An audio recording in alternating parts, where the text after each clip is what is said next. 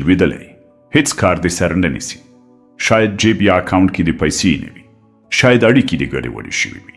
شاید هر سهار له خوبه ستړی، غوسه او ګډوډ راپاڅېږي او ځان سره وایي چې په ژوند مې څه وشول، څه پیښ شول. زه دې درک کولی شم. زه پوهیږم چې تا پلانونه لرل. ته هیلهمند او هڅاند وي.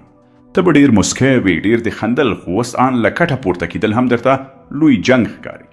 خپل موبایل ته دې ګوري، څوک دې چندان پوښتنه نه کوي. خپله د پیسو بټوه دې پلټي، هلته هم څه نشته. د شپې په دې تمه ویده کېږي چې ګوندې سبا ورځ به ښه وي، خو نه، هماغه زوړ حال وي. وله راځه چې پاکه یې درته ووایم. ژوند د هیچا پروا نه لري. پر مځکه دې راولي او که همالته پاتې شي، پر ورمېږ دې پښږ دي. خو هغه رښتیا چې ښایي هېڅوک یې درته ونه وایي دا دي چې هر پیاوړی سړی یا ښځه چې ته یې پیژنې له همداسې یو حالت تیر شوي دي. بې پیسو شوي، زړونه یې مات شوي، له لارې وتلي، غوسه شوي، مایوسه شوي، لوېدلي او مات شوي دي. فرق دا و چې هغوی هلته پاتې نه شول، وخوځېدل او پورته شول. اوس نو ته څه کوې؟ پرېکړه ستا خپله ده. خو که پورته کېدل غواړې، له وړو شیانو یې پیل کړه. وختي له خوبه راپاڅېږه. که زړه دې هم نه غواړي راپورته شه. سړی اوبه پر ځان واچوه چې وجود او ذهن ته دې شاک ورکړي او له خوبه دې ویښ کړي. لږ پلي وګرځه. خپله کوټه پاکه کړه. د یو څه پلورل پیل کړه. آن که د ورځې یو وړوکی خرید و فروش هم وي. انټرنیټ وکاروه، خو د زده کړې لپاره.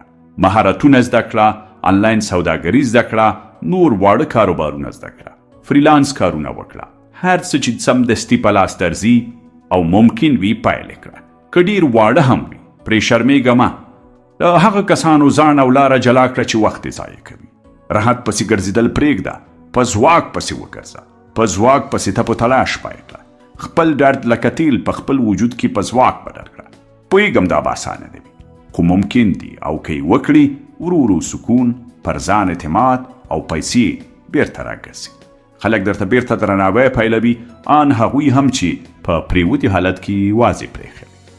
ته همدا اوس خواخوږۍ ته اړتیا نه لرې. ته یو پلان، ډیسپلین او لوږې ته اړتیا لرې. په یاد لره، دنیا هغه کسان یاد ساتي چې بیرته پورته شوي، نه هغوی چې پریوتي او مات پاتې دي. که دا خبرې د زړه ته ولوېدي، په کمنټ کې پورته شه ولیکه، څو هم ستا زړه ته ولوېږي او هم نورو ته ورسېږي. اوس همدومره. د خدای ښه دې وي.